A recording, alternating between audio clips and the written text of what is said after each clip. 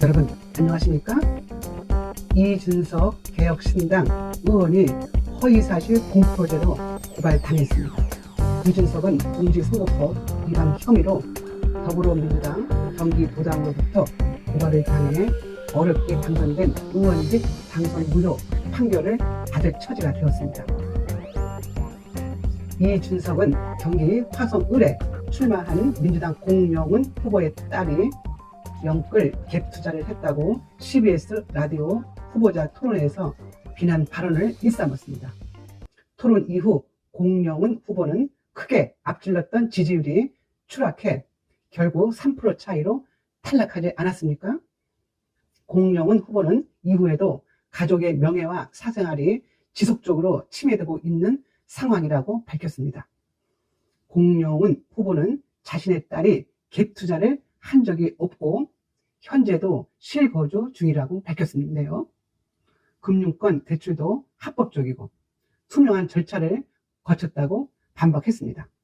실거주 목적 이외에 주택 투자를 단 한 차례도 한 적이 없다고 밝힌 공명은 후보는 이준석이 선거 열세를 극복하기 위해 후보자뿐만 아니라 가족의 신상까지 털었다고 밝혔습니다.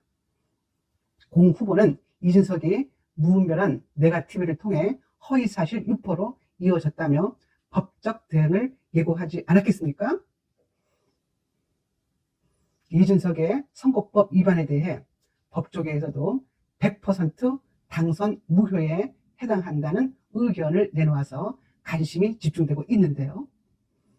선거 초반 공명과 이준석 지지율을 보면 43% 대 20%로 공명은 후보가 2배 이상 앞섰습니다. 하지만 공 후보의 부동산 투기 의혹이 불거지면서 지지율이 꺾이고 이준석 후보가 약진을 하게 됩니다. 결국 공 후보는 이준석 후보에게 역전당해 선거에서 패하게 되지 않았습니까? 선거에서 자기 자신을 부풀린 행위는 어느 정도 정상 참작이 가능하다고 합니다. 하지만 악의적으로 비방을 통해 상대를 떨어뜨리려는 행위는 용납이 되지 않고 판례로도 엄하게 다스리고 있습니다. 이준석은 마음이 다급한 탓에 검증을 제대로 하지 않고 가짜 뉴스에 쏘가 언론에 유포한 듯 합니다. 민주당 최강욱 전 의원의 경우 조국 아들에게 인턴 확인서를 허위로 발급해준 혐의로 대법원 상고심에서 징역 8월에 집행유예 2년을 확정받고 의원직을 상실하지 않았습니까?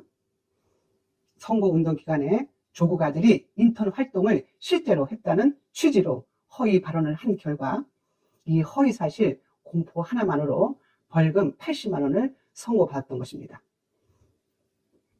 이런 점에 비춰볼 때 이준석은 최강욱 의원보다 훨씬 죄의 질이 나쁘다고 하겠습니다. 최강욱은 자기 방어를 위한 허위 발언이었지만 이준석은 자기 방어가 아니라 상대방을 떨어뜨리려는 공격적 행위였던 것입니다.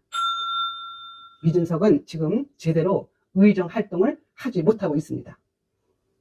가장 문제가 되는 것은 개혁신당 의석수가 적은 것도 있지만 선거법 위반이라는 리스크를 안고 있기 때문이라는 분석이 나옵니다.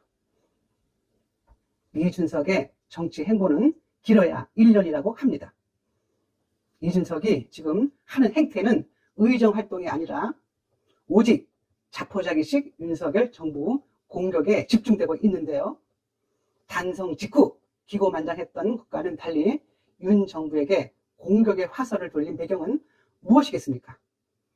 자신의 처지를 알고 좀 봐달라는 암묵적 표현 아니겠습니까? 국회의원 임기는 4년입니다.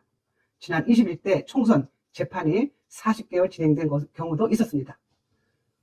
선거법은 법원이 검찰의 공소 제기일로부터 1심은 6개월 이내, 2심과 3심은 각각 3개월 이내에 선고해야 한다고 규정하고 있습니다. 재판에 넘어오면 적어도 1년 이내에 확정 판결을 내려야만 하는 것입니다. 하지만 법원이 이를 반드시 지켜야 하는 것은 아닙니다. 법원 훈시에는 이를 반드시 지키지 않아도 된다는 훈시가 있다고 합니다.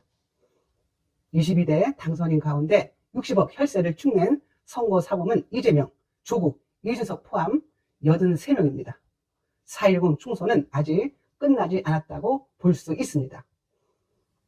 이재명 대표의 위증교사 선거법 사건 1심 선고가 10월 초로 예상되는 가운데 중앙지법 형사합의 34부의 판결을 지켜볼 것입니다.